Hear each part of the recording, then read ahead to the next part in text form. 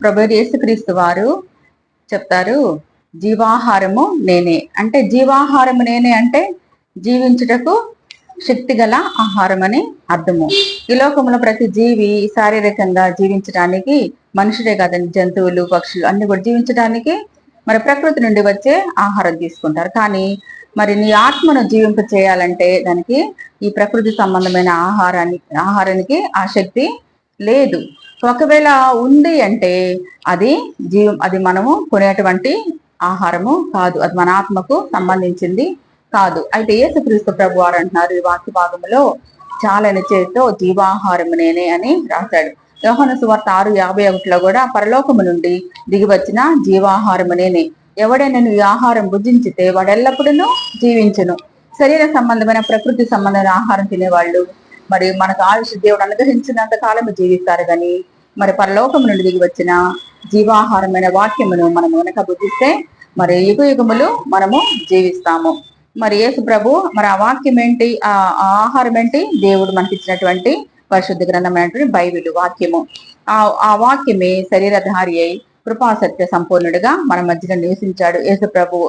మరి మనం కనుక చూస్తే హెబ్రీ పత్రిక 5:13లో మరియు పాలు త్రాగు ప్రతివాడును శిశువే గనుక నీతి వాక్య విషయంలో అనుభవం లేని వాడై ఉన్నాడు. అంటే అనుభవం రావాలంటే ఏం చేయాలి? మనము వాక్యాన్ని మన అనుభవంలోనికి తీసుకొని రావాలి. వాక్యాన్ని మనం ధ్యానించాలి.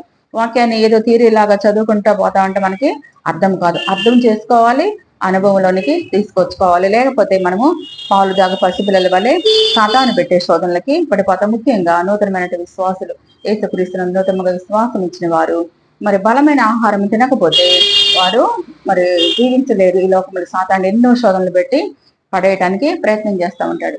సాతానుడు యేసు ప్రభు వారిని మరి శోధించి పడద్రోయాలని చూశాడు. ఆయన్ని సృష్టికర్తని మరి శోధించాడు. మత్తయి సువార్త 4:4లో యేసు ప్రభు వారు ఆకలిగొని ఉంటే అంటాడు, ఈ రాళ్లను రొట్టెలుగా చేసుకొని తినమంటే అందుకు ప్రభువు వాక్యము ద్వారానే సాతాన్ని గద్దిస్తాడు. అందుకు ఆయన మనుష్యుడు రొట్టె వలన మాత్రము కాదు గాని దేవుని నోట నుండి వచ్చు ప్రతి మాట వలన జీవించనని వ్రాయబడి ఉన్నదనెను.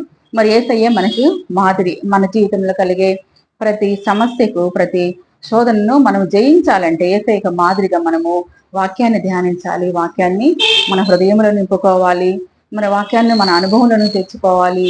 మనం వాక్యానుసారముగా జీవిస్తూ ఉంటే మరి మనము సాతాన్ని ఎదిరించగలము. అంతేకాదు మన ఆత్మను కూడా జీవింప చేసుకొని పడిపోకుండా బలముగా ఉండి మరి బలమైన సాధనముల ఈ లోకంలో దేవునికి సాక్షులుగా కూడా మనము జీవించగలుగుతాము. అటు కృప పరిశుద్ధాత్మ దేవుడు మనందరికీ దయచేయనుగాక.